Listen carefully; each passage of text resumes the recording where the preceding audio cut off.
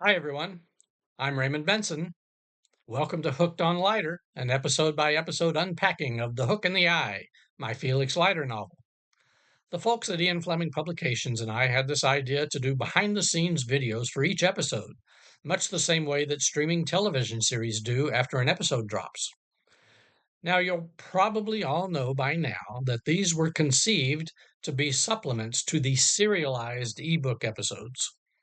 But due to some technical difficulties that none of us expected, those ebook file updates just didn't work the way we were led to believe they would.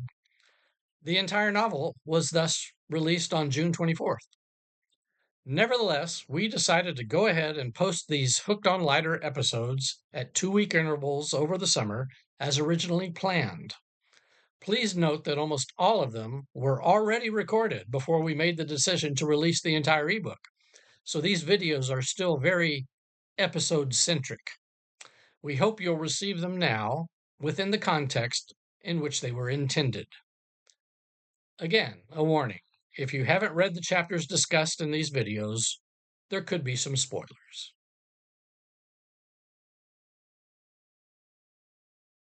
Here we are, episode 8. The action continues after Felix has discovered Alec Whitehall's duplicity. Now, Felix knows he's physically not a match. Those prostheses can be a real problem. That hanger upper arm is not unbreakable. If it got mangled or if the cables were broken, then Felix would really be without an arm. So he resorts to some cunning. Now, Alec likely doesn't trust Felix any more than Felix trusts Alec, but a little Haig and Haig in a hotel room at night is awfully tempting. Back in Chapter 2, Dr. Karolewski tells Felix that his lower leg prosthesis could be used as a club, especially with the shoe attached. So that foreshadowing comes to fruition. Yeah, Alec turns out to be a Soviet spy.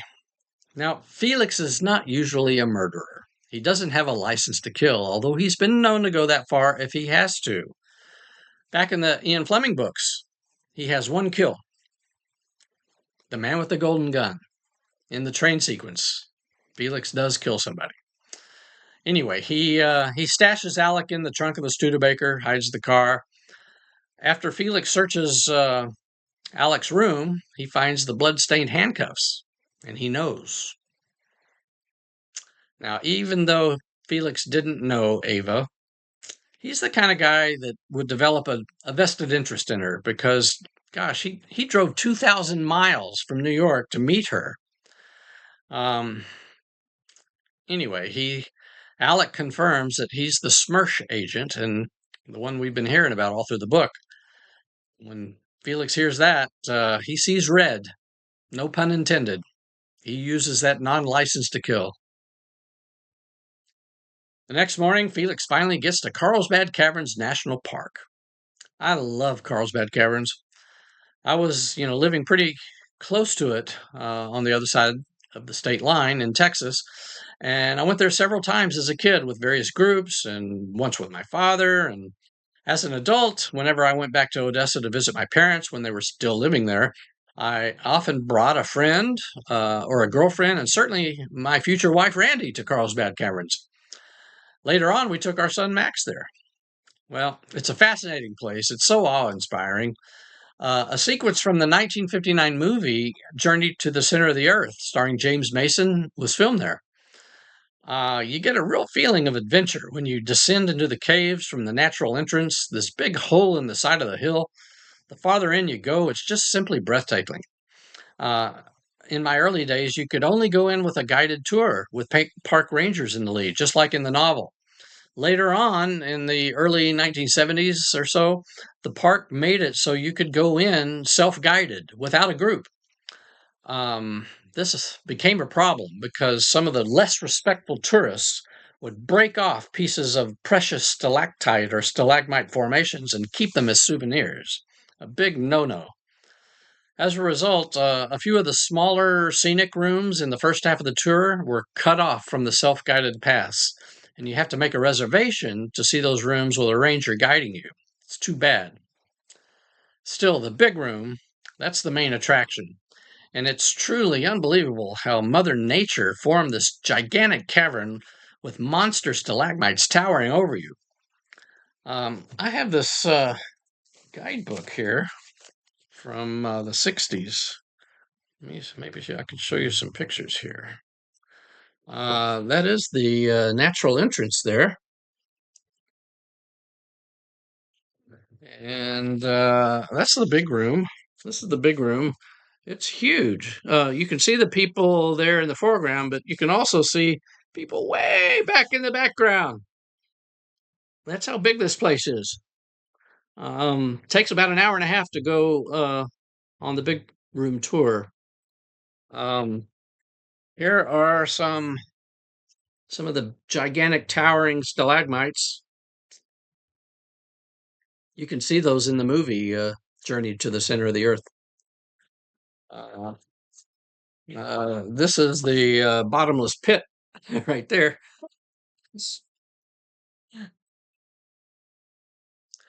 So, to avoid Marco and his goon, Felix persuades Masters to follow him into the big room without a ranger guide. Now, it would have been really easy to do at that time.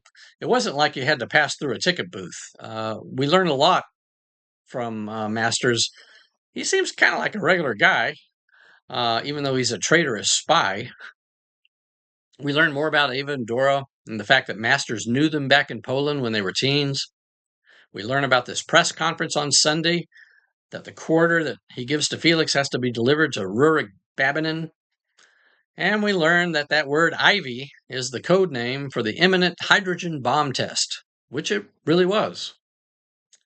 Then Masters gives Felix another object and whispers a secret, but we're not going to talk about that.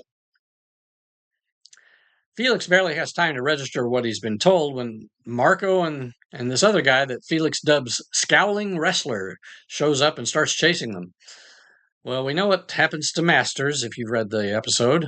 Now, the bottomless pit.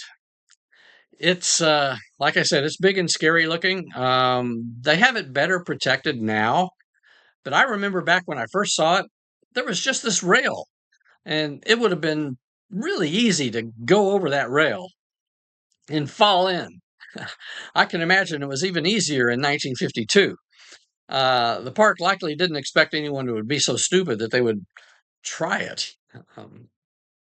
I really enjoyed riding that fight between Felix and the wrestler. He finally gets to use that trench dagger that's hidden in his wooden leg. That's another promise from episode 1 that's kept. That body count keeps increasing. Then, on his way out of the caves, he gets a little surprise from none other than Dora. Alive, on her own, and armed. And she's a very different Dora from the one Felix escorted on a road trip from New York. I'm Raymond Benson. I'll see you in 2 weeks.